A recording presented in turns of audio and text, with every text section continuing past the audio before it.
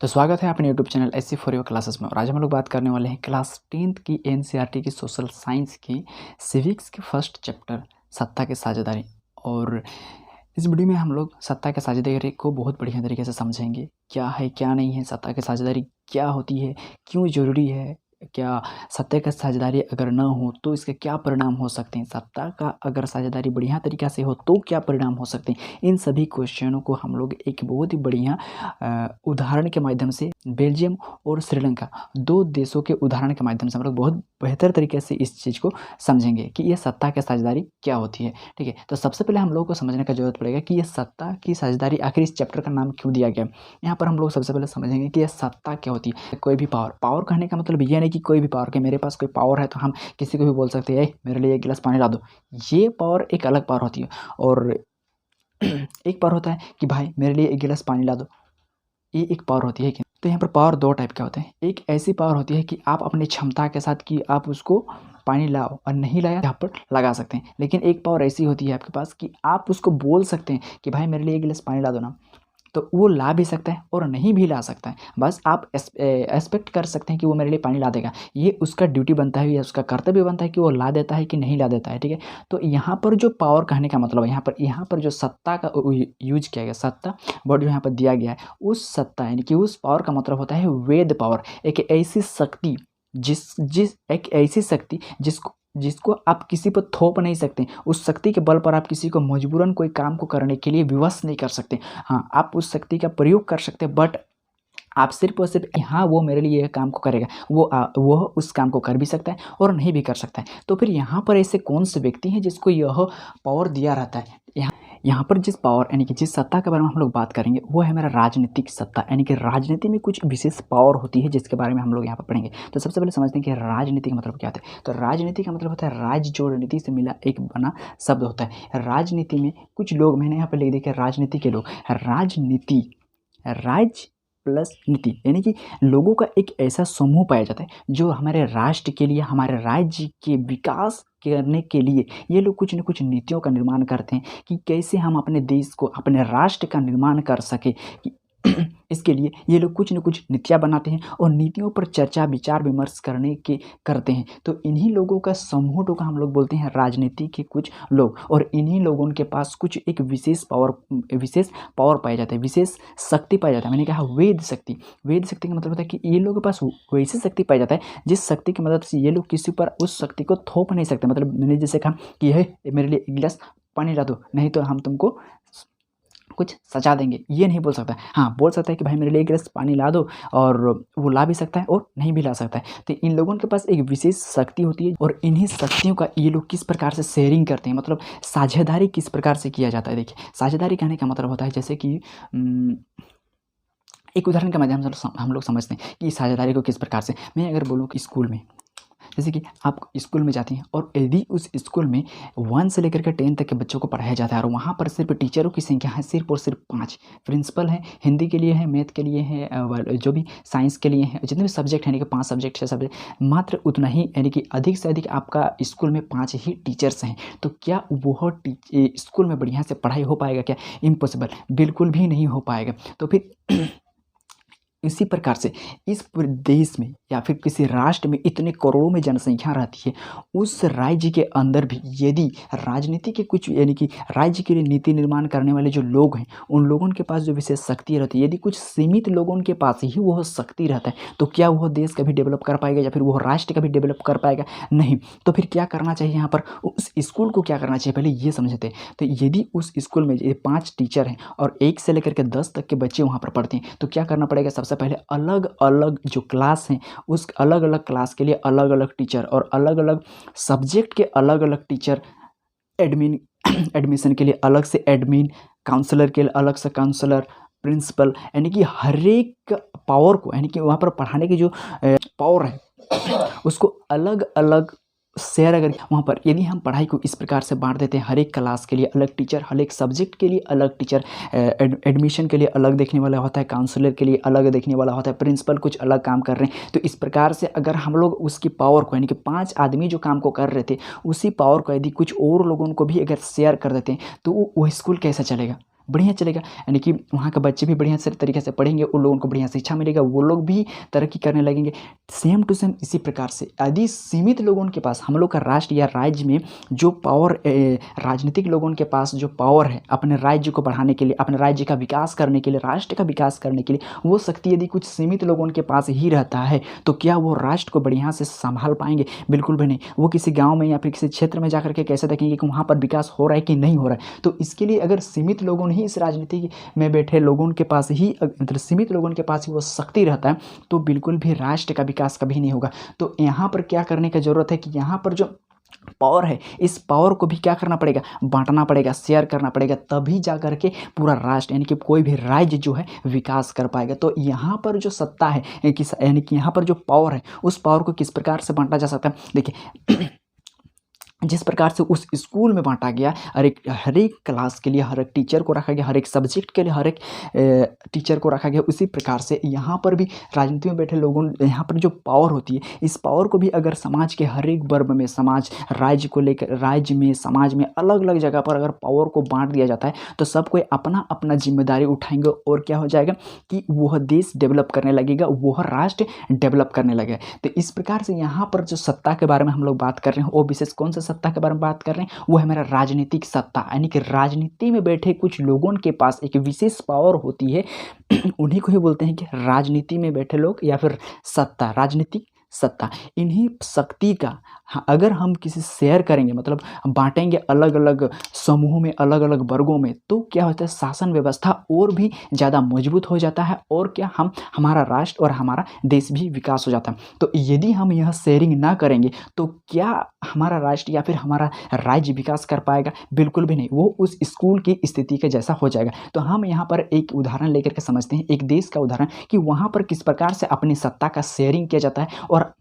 इन लोगों ने अपना देश का विकास करता है। एक देश यहाँ पर हम लोग बेल्जियम को ले लेंगे, ठीक है। दूसरी वीडियो में हम लोग श्रीलंका को देखेंगे कि वहाँ पर किस प्रकार से सत्ता की साझेदारी होती है, मतलब पावर की किस प्रकार से शेयरिंग होती है और वह देश विकास होता है या फिर विनाश होता है, ये हम लोग उसमें समझेंगे। यहाँ पर हम लोग समझेंगे कि ये बेल्जियम में इन लोगों ने सत्ता की साझेदारी किस प्रकार से किया और यहाँ का सत्ता की साझेदारी करने के परिणाम स्वरूप हमको क्या देखने मिला, ये चीज़ हम लोग पहले समझ लेते हैं। तो सब ये लेते हैं हम लोग बेल्जियम का एक उदाहरण। देखिए बेल्जियम कहाँ पर है? तो आप लोग 7 महाद्वीप का नाम आप लोगों को पता होगा, हम लोग ये भूगोल भी पढ़ते हैं कि नहीं? तो भूगोल में हम लोग को 7 महाद्वीप का नाम याद है: एशिया, यूरोप, अफ्रीका, अंटार्कटिका, उत्तरी अमेरिका, दक्षिणी अमेरिका और ऑस्ट्रेलिया। इस प्रकार से हम लोगों के पास 7 महाद्वीप हैं, जिसमें से उसी में से हम लोग का अगर भारत कौन से महाद्वीप में स्थित है तो बोलूँगा तो आप बोलिएगा कि नहीं, हम लोग का भारत जो है वो एशिया महाद्वीप में स्थित है।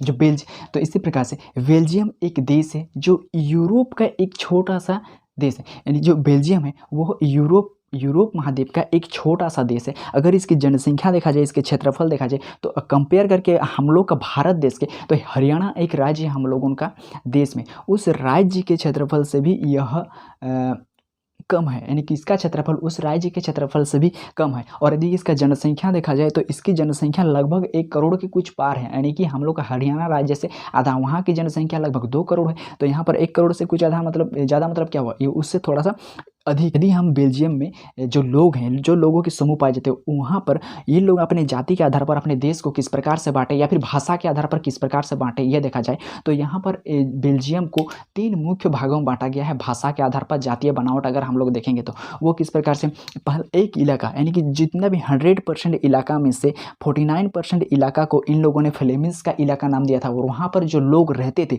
वो लोग डच भाषा बोला करते थे, ठीक है। और उसके बाद 40% जो इलाका है, उन इलाकों को इन लोगों ने बेनोलिया इलाका नाम दिया था और वहाँ के लोग हमेशा फ्रेंच भाषा बोला करते थे। और 1% जो बचा यहाँ पर, बहुत ही कम संख्या में, जो जर्मन भाषा बोला करते थे, वो लोग एक साइड में इस प्रकार से पाए जाते हैं, ठीक है। तो इस प्रकार से थी इन लोगों के भाषा के आधार पर इन लोगों ने अपने देश को 3 मुख्य भागों में बांटा था। क्या क्या?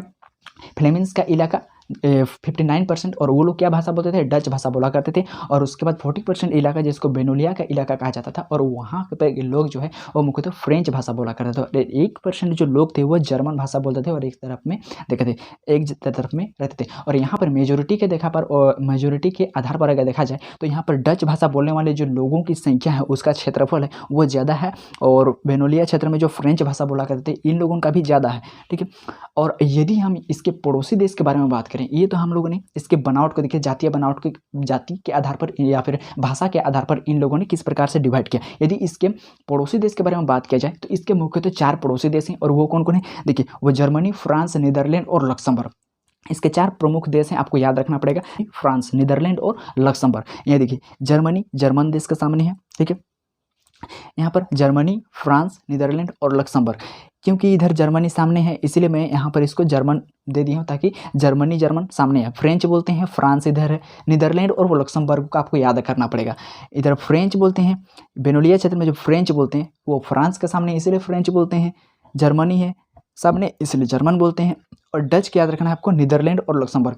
ये मैप सही नहीं है, यदि आपको सही मैप चाहिए, इसका अगर 14 ही देखा जाए, मतलब इसके उत्तर में ये मेरा नीदरलैंड है, दक्षिण में जर्मनी, पूर्व में फ्रांस, लक्समबर्ग मैंने पश्चिम में लिख दिया, तो यह इस प्रकार से नहीं है। आपको याद हो बोल करके मैं यहाँ पर इस प्रकार से लिखा हूँ, ठीक है, देश के सामने भाषा को लिख दिया हूँ ताकि आपको याद जल्दी हो। ये सही मैप नहीं है। यदि आपको सही मैप चाहिए तो आपको गूगल में जा करके डाउनलोड कर सकते हैं, वहाँ पर आपको पूर्व पश्चिम में कौन सा देश है आपको बढ़िया तरीका से मिल जाएगा। इस प्रकार से जो है जो हम लोग का बेल्जियम है, इसके 4 प्रमुख पड़ोसी देश हैं, कौन कौन, जर्मनी, फ्रांस, नीदरलैंड और लक्समबर्ग। पर अगर इसकी राजधानी की बात किया जाए, यानी कि सब प्रत्येक देश की, जिसके हम लोग का राजधानी नई दिल्ली है, उसी प्रकार से बेल्जियम की अगर राजधानी की बात किया जाए, जिसको बोलते हैं ब्रुसेल्स, राजधानी ब्रुसेल्स में,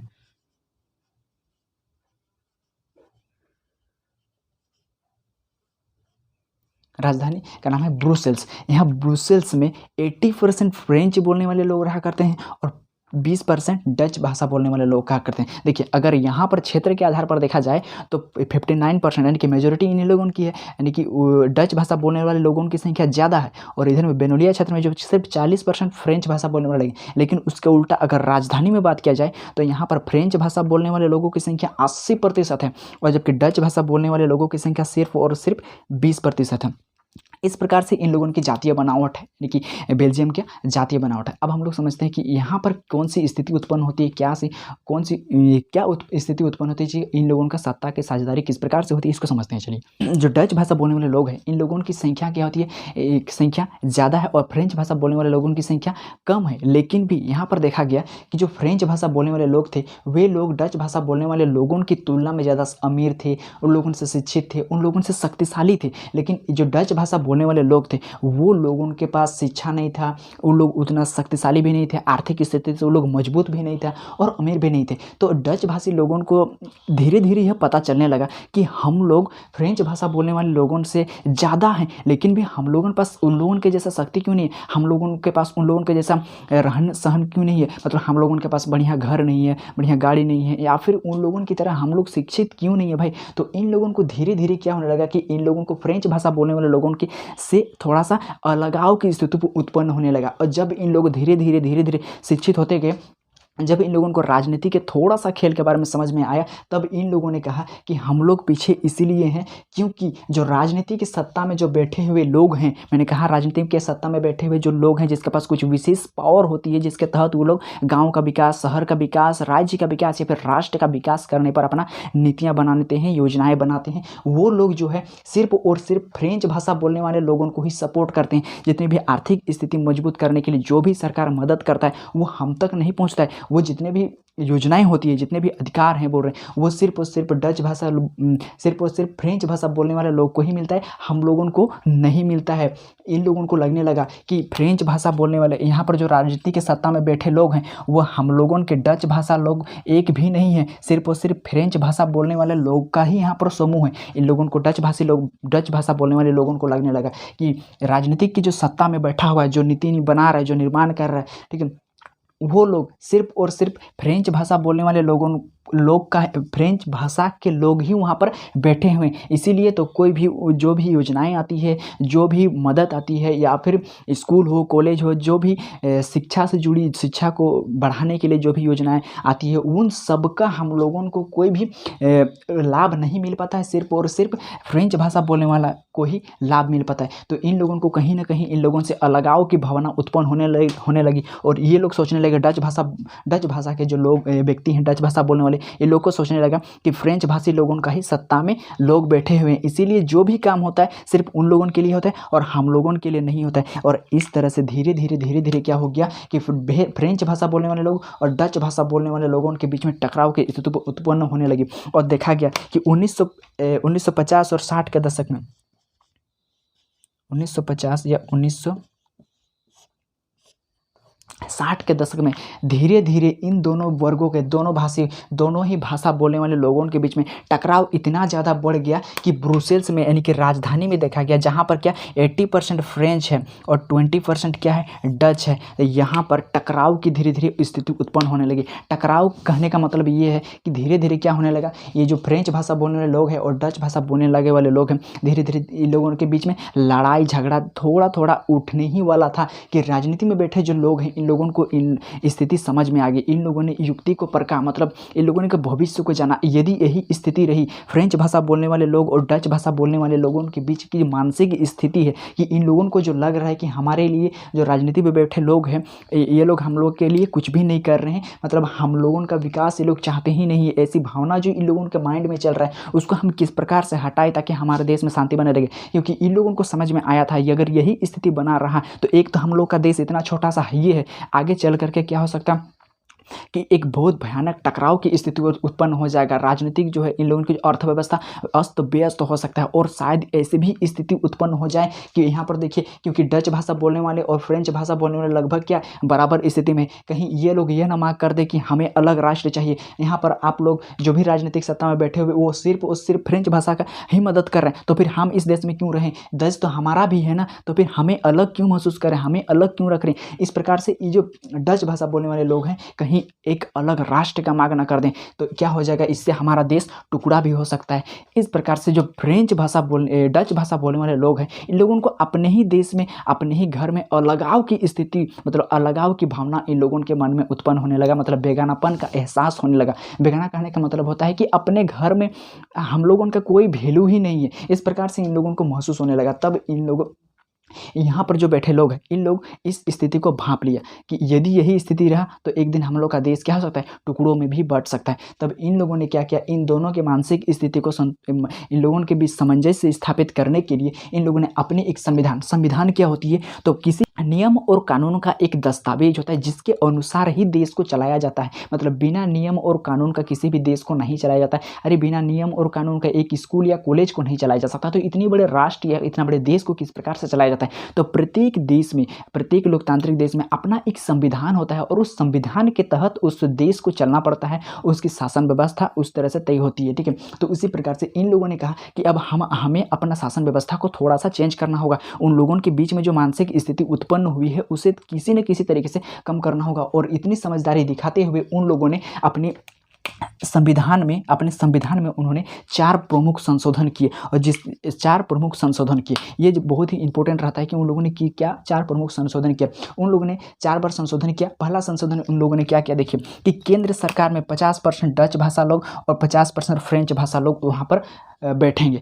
इन लोगों को डच भाषा बोलने वाले लोगों को क्या लगता था कि इन लोगों को लगता था कि जितने भी सुविधाएं हैं, जितने भी शिक्षा का अधिकार है, जितने भी आर्थिक सहायता या फिर कोई भी योजना जो हम लागू हुआ, जैसे कि हम लोग किसान योजना लागू हुआ है, बहुत सारा योजना सब लागू हुआ है, वो लागू देश के प्रत्येक आदमी को ना मिल करके यदि समाज के एक ही वर्ग को मिलेगा तो क्या दूसरा वर्ग का आदमी लोग देख के रहेंगे, उन लोगों को अलगाव की, उन लोगों को बेगानापन का एहसास होगा कि नहीं होगा, होगा ना। तो उसी प्रकार से इन लोगों को भी एहसास होने लगा। तब इन लोगों ने क्या किया, मतलब राजनीतिक सत्ता में बैठे लोगों ने क्या युक्ति को परखा और उन लोगों ने अपने संविधान को ही चेंज करने के, मतलब संविधान में संशोधन करने के विचार अपनाया, विचार को बढ़िया समझा। और उन लोगों ने अपने संविधान में 4 बार संशोधन, बहुत बड़ा संशोधन किया उस समय के अगर लोकतांत्रिक देश में देखा जाए तो।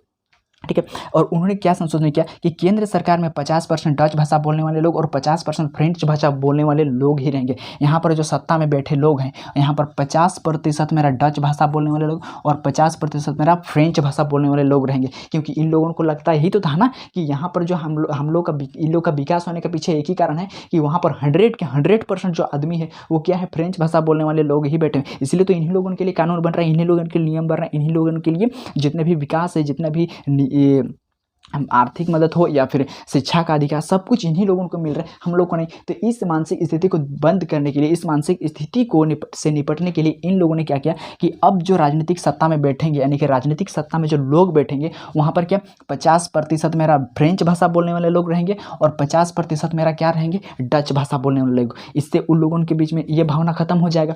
अब क्या किया गया, अब जो भी नया कानून बनेगा वो दोनों भाषा लोगों की सहमति से ही लागू किया जाएगा।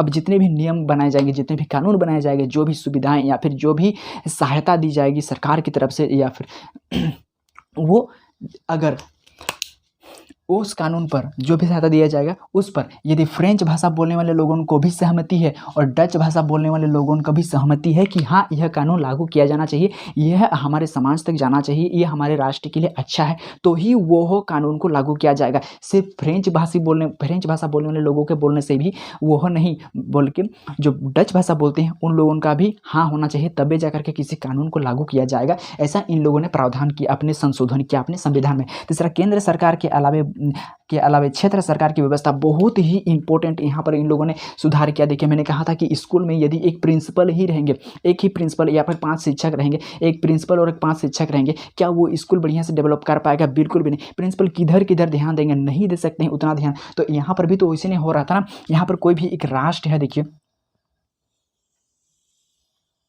ये मान लेते हैं एक राज्य है, कोई भी राज्य है, कोई भी राष्ट्र है, कोई भी देश है, यहाँ पर सिर्फ बैठे हुए हैं केंद्र सरकार, केंद्र, यहाँ पर केंद्र बैठे हुए हैं। क्या एक ही केंद्र या फिर कुछ यहाँ पर लोगों के समूह इस राष्ट्र को किस प्रकार से चला सकते हैं? चलाने का नतीजा तो मेरा इस प्रकार से हुआ। तब इन लोगों ने संशोधन करने का सोचा कि केंद्र सरकार के अलावा क्षेत्र सरकार की व्यवस्था किया जाएगा। ये देश है और देश कई क्षेत्र, मतलब जैसे कि हम लोग का देश भारत है और यहाँ पर बहुत सारे स्टेट हैं, बहुत सारे राज्य में बांटे गए, राज्य में बांटे, उस प्रकार से अपना अपना क्षेत्र होता है, राज्य होता है। तो यहाँ पर अलग अलग क्षेत्र होंगे इस प्रकार से, जैसे कि ये मेरा क्षेत्र 1 हुआ, ये क्षेत्र 2 हुआ, ये तीसरा राज्य हुआ, ये मेरा चौथा राज्य हुआ, ये मेरा 5वां राज्य हुआ। इस प्रकार से एक देश के अंदर में बहुत सारे राज्य रहती हैं, ठीक है। अब इन लोगों ने क्या किया, केंद्र सरकार तो रहेगा ही देखने के लिए, अब प्रत्येक क्षेत्र में एक अलग अलग सरकार की भी व्यवस्था किया जाएगा। यानी कि इस क्षेत्र के लिए एक अलग सरकार की व्यवस्था किया गया, इस क्षेत्र को देखने के लिए क्षेत्र सरकार की व्यवस्था किया गया, इसके लिए अलग सरकार की व्यवस्था किया गया, इसके लिए अलग सरकार की व्यवस्था किया गया। हर एक क्षेत्र के लिए हर एक क्षेत्र का एक सरकार बनाया गया, ताकि केंद्र सरकार कहाँ कहाँ ध्यान देंगे यह संभव नहीं हो रहा था। तभी जाकर के इन लोगों के बीच में अलगाव की भावना, स्थिति उत्पन्न हो गया था, है कि नहीं। तो इसको दूर करने के लिए इन्होंने क्या किया, प्रत्येक क्षेत्र में एक क्षेत्र सरकार की भी व्यवस्था किया, ताकि यह सरकार क्या कर सके। तीसरा इन लोगों ने क्या किया, देखिए कि तीसरा स्तर सामाजिक सरकार की भी व्यवस्था किया। इन लोगों ने क्षेत्र सरकार की स्थापना तो किया ही, साथ साथ में इन लोगों ने इतना, और देखिए इन लोग किस प्रकार से इतनी समझदारी दिखाई, इस स्थिति को इतना बढ़िया तरीके से समझा। और उन्होंने क्या किया, पहले तो केंद्र सरकार बनाया, केंद्र सरकार तो था ही, इससे अगर संभव नहीं हो रहा था, शासन व्यवस्था ठीक से नहीं चल रहा था, तो इन क्या किया, प्रत्येक क्षेत्र में एक अलग अलग सरकार की व्यवस्था किया गया और वह अपने क्षेत्र के विकास को देखता था, किस प्रकार से हो रही है, नहीं हो रही है, क्या जरूरत है, क्या नहीं जरूरत है, उसके अनुसार कानून बनाया जाएगा, उसके अनुसार नियम बनाए जाएंगे, उसके अनुसार जो भी व्यवस्था किया जाएगा, यह देखभाल करने के लिए उन्होंने क्षेत्र सरकार की व्यवस्था किया। अब भी अगर नहीं तय हो रहा है, देखिए एक जिला के, एक राज्य के अंदर में बहुत सारा जिला आती है और उसको भी देखने के लिए अलग अलग होना चाहिए। मतलब एक राज्य सरकार, यानी कि मुख्यमंत्री की ही बात किया जाए, अगर सिर्फ और सिर्फ हम लोग का राज्य का देखने के लिए देखभाल सिर्फ और सिर्फ मुख्यमंत्री को ही दे दिया जाए, तो क्या मुख्यमंत्री सबके गांव में, सबके शहर में, सबके समाज में जा करके किस प्रकार से देख पाएंगे कि वहाँ पर क्या चाहिए, क्या नहीं चाहिए, कि विकास हो रहा है कि नहीं हो रहा है? वो अकेले तो संभव नहीं है। तो इसके लिए भी क्या किया गया, और भी यहाँ पर सामाजिक सरकार का स्थापना किया गया। मतलब इसमें भी जितने भी समाज होंगे, इस क्षेत्र के, इस राज्य में भी बहुत सारे समाज बनेंगे, बहुत सारे समाज रहेंगे, और प्रत्येक समाज में एक एक सरकार, प्रत्येक समाज में एक एक सरकार, प्रत्येक समाज में अलग अलग भाषा बोलने वाले लोग रहते हैं, अलग अलग संस्कृति के लोग रहते हैं, अलग अलग तो इस प्रकार से समाज में अलग अलग भाषा, अलग अलग संस्कृति, अलग अलग सामाजिक समूह के लोग रहते हैं। उन सभी समूह में एक अलग अलग क्या किया गया, देखिए सामाजिक सरकार की भी स्थापना किया गया, मतलब सामाजिक सरकार की व्यवस्था किया गया ताकि वो अपने समाज को देखे, अपने समाज का विकास कर पाए। अपनी व्यवस्था बहुत ही बढ़िया तरीका से इस प्रकार से व्यवस्थित किया। पहले क्या किया, सबसे पहले तो इन लोगों ने केंद्र सरकार की स्थापना, केंद्र सरकार की व्यवस्था किया। केंद्र सरकार जो वो सर्वोच्च मतलब केंद्र सरकार की स्थापना किया और वो पूरा केंद्र को यानी कि पूरे राष्ट्र को देखभाल करने का काम करता है। यह व्यवस्था जब उन लोगों को लगा कि इससे नहीं चलेगा, हम लोगों को इसकी व्यवस्था थोड़ा सा और आगे करना पड़ेगा, तब उन लोगों ने क्या किया कि अपने देश के अंदर में जितने भी क्षेत्र हैं, जितने भी राज्य हैं, राज्य के अंदर में क्या किया, एक क्षेत्र सरकार की भी व्यवस्था कर दिया और वो लोग अपने अपने क्षेत्र की जो भी जरूरत रहता है उसके अनुसार काम करते थे। और इससे भी उन लोगों को लगा कि इससे भी यहाँ पर स्थिति से नहीं निपटा जा सकता, तो उन क्या किया, एक राज्य के अंदर में भी और अलग अलग वर्ग के अलग अलग समूह के लोग पाए जाते हैं, उन लोगों के बीच में भी एक छोटे छोटे सरकार की स्थापना कर दिया गया। जिस प्रकार से क्या हम लोग राज्य के अंदर में देखते हैं मुख्यमंत्री को, मुख्यमंत्री से हम लोग क्या देखते हैं, विधायक को देखते हैं, विधायक से क्या देखते हैं, मुखिया को देखते हैं, सरपंच को देखते हैं, वार्ड को देखते हैं, अलग अलग यानी कि समाज के प्रत्येक समूह को इस राजनीतिक सत्ता का, जो राजनीतिक के जो सत्ता है यानी कि राजनीतिक पावर है वो किस प्रकार से बांट दिया गया। देखिए केंद्र सरकार यानी कि जो राजनीतिक पावर हम लोग बोल रहे थे कि कुछ ही व्यक्तियों के हाथों में आ जाएंगे, तो वो सिर्फ यही था। ये क्या किया, अब राज्य सरकार यानी कि क्षेत्र सरकार को भी अपना पावर को डिस्ट्रीब्यूट कर दिया यानी कि शक्ति का बंटवारा किया। फिर ये क्या किया, फिर क्षेत्र सरकार को भी बांट दिया और फिर क्या किया कि राजधानी ब्रुसेल्स में दोनों का बराबरी प्रतिनिधित्व, जो हम लोग वहाँ का राजधानी ब्रुसेल्स था यानी कि बेल्जियम की जो राजधानी थी ब्रुसेल्स, वहाँ पर क्या था कि 80% क्या था, फ्रेंच भाषा बोलने वाले लोग था और 20% डच भाषा बोलने वाले लोग थे। यहाँ पर इन लोगों ने क्या किया, वहाँ पर जो सरकार बनेगी, यहाँ का सरकार भी, राजधानी का सरकार में भी 50% मेरा डच भाषा बोलने वाले लोग रहेंगे और 50% मेरा फ्रेंच भाषा बोलने वाले लोग रहेंगे। धीरे धीरे इन लोगों के बीच में जो भावना उत्पन्न हुआ था, अब क्या होने लगा था, इतनी सुविधा होने के बाद, इतनी शासन व्यवस्था को सुधारने के बाद यहाँ पर स्थिति इतना अच्छा बन गया कि टकराव की भावना, ये लड़ने को भी उतर आ ही रहे थे। ठीक है, धीरे धीरे टकराव 1950 और 1960 में यहाँ पर टकराव बहुत भयानक राजधानी में देखा भी गया था, लेकिन भी धीरे धीरे यह टकराव क्या में बदल गया, टकराव दोस्ती में बदल गया। इन लोगों का जो टकराव था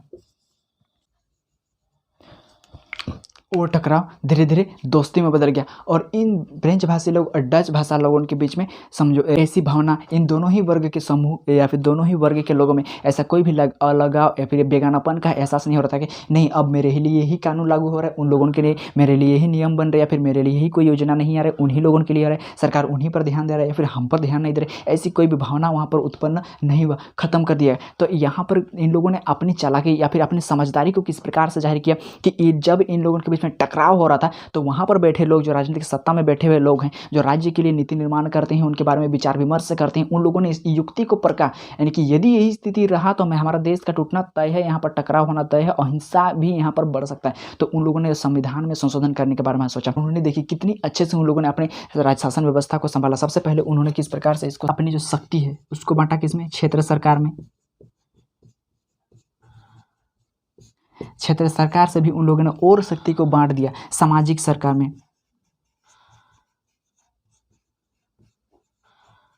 सामाजिक सरकार, ताकि इस प्रकार से देखा गया जो उस समय सिर्फ यहीं के लोगों के पास ही वह पावर हुआ करता था, अब क्या हुआ, वो पावर क्षेत्र सरकार को भी डिस्ट्रीब्यूट कर दिया गया, मतलब शेयर किया गया। अब वो पावर समाज में भी शेयर किया गया और यही है मेरा सत्ता की साझेदारी। सत्ता का मतलब होता है कोई पावर, यही पावर जो राजनीति में बैठा था, इन पावरों को क्या किया गया, पावर शेयरिंग किया गया यानी कि साझेदारी किया गया। और यहाँ पर अब क्या, समाज के प्रत्येक समूह, समाज के प्रत्येक समूह अब क्या होंगे, समाज का प्रत्येक समूह क्या हुआ, अब राजनीति की जो पावर थी उसमें अपना साझेदारी देने लगे, अपनी भागीदारी देने लगे देश के निर्माण, देश के विकास का। अगर यही छोटे से समाज का विकास हुआ तो उस क्षेत्र का विकास होगा, उस क्षेत्र का विकास होगा तो उस राष्ट्र का विकास होगा। सामाजिक सरकार क्या अपने समाज को देखभाल करता था कि हमें क्या चाहिए क्या नहीं चाहिए, हमारी ज़रूरतें क्या हैं, यदि हम क्या ही करें, कौन सी नीति हमें चाहिए कि हम क्षेत्र का विकास हो, हमारे समाज का विकास हो, ये सामाजिक सरकार देखने का काम करती है। ये इस क्षेत्र सरकार इन सभी सरकार को देखा करती है। हाँ, यहाँ पर एक चीज़ और, यहाँ पर जो क्षेत्र सरकार, यहाँ पर जो सरकार की व्यवस्था किया गया और इस प्रकार से नहीं शेयर किया गया, इन लोगों के बीच में कितने बढ़िया और भी देखिए क्षेत्र, यहाँ पर जो सरकार बनाया गया, केंद्र सरकार के बाद क्षेत्र सरकार, या क्षेत्र सरकार के बाद सामाजिक सरकार। तो यहाँ पर यह बिल्कुल भी नहीं है कि केंद्र सरकार मेन है, यहाँ पर पूरा हीरो है, मतलब मालिक तो यहाँ पर केंद्र सरकार है, वो थोड़ा सा इसको दे दिया, थोड़ा सा इसको दे दिया। ऐसा नहीं है कि अगर ये क्षेत्र सरकार बनाया गया, इसका मतलब ये है कि क्षेत्र सरकार यहाँ पर है जो भी, वो केंद्र सरकार के प्रति जवाबदेह नहीं है। कहने का मतलब ये है कि कोई भी अगर कानून केंद्र सरकार लागू करने को चाहता है और वह अगर किसी क्षेत्र में लागू करना चाहता है, तो क्षेत्र सरकार उस कानून को मान भी सकता है और नहीं भी मान सकता है। अगर इसको लगे कि नहीं, ये कानून हम लोग पालन नहीं करेंगे, ये हम लोगों के लिए अच्छा नहीं, हमारे क्षेत्र के लिए अच्छा नहीं है, तो सरकार उसको ज़बरदस्ती, नहीं मैं कह रहा हूँ वहाँ पर लागू करना पड़ेगा। जिस प्रकार वही पानी लाओ रे, तो उसको लाना पड़ेगा,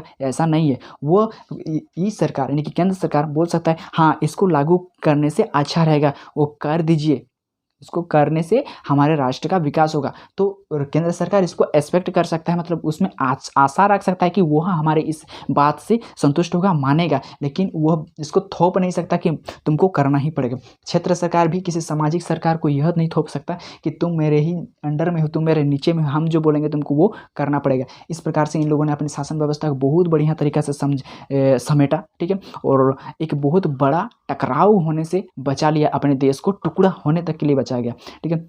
तो इस प्रकार से ज़्यादा कुछ था नहीं यहाँ पर मेन अगर देखा जाए तो इन लोगों ने अपना किस प्रकार से शासन व्यवस्था को संभाला, ये इंपॉर्टेंट है, ठीक है। यहाँ पर बोलेगा कि जातीय बनावट किस प्रकार से था, बोलेगा ब्रुसेल्स में, इनका पड़ोसी देश पूछ सकता है, और क्या पूछ सकते हैं यहाँ पर, इसके शासन व्यवस्था किस प्रकार से। देखिए ये सोशल साइंस है, सोशल साइंस यानी कि सामाजिक विज्ञान जो सब्जेक्ट होता है, जब तक आप समझेंगे नहीं, यदि रट के आप लोग रट के आप लिखना चाहते हैं कि 50-100 शब्द में हम लोग लिखेंगे, तो इस प्रकार से नहीं होता। देखिए हम लोग बोल के बोल रहे, इसका मतलब क्या है कि इतने सारे बोलेंगे, वही चीज़ अगर हम लोग कॉपी में लिखेंगे, जो समझे, एक उदाहरण की तरह उदाहरण दे के अगर हम लोग उसको देंगे, तो ये बढ़िया रहता है। सामाजिक विज्ञान जो होते हैं यानी सोशल साइंस, इसको कभी भी रटने की कोशिश नहीं कीजिए, इसको अपने समाज में देखने के प्रयास कीजिए कि हमारे समाज को किस प्रकार से विकास किया जा रहा है, यहाँ पर किस प्रकार से शासन व्यवस्था है, मुखिया है, सरपंच है, वार्ड है, इस प्रकार जितने भी ये है, ये लोग अपना काम किस प्रकार से करते हैं, ये लोग किस प्रकार से नीतियाँ बनाती हैं, किस प्रकार से योजनाओं का निर्माण करते हैं, इससे हमारे गाँव का क्या विकास होता है, इन सब के बारे में थोड़ा थोड़ा आप लोग अपने समाज से जुड़ करके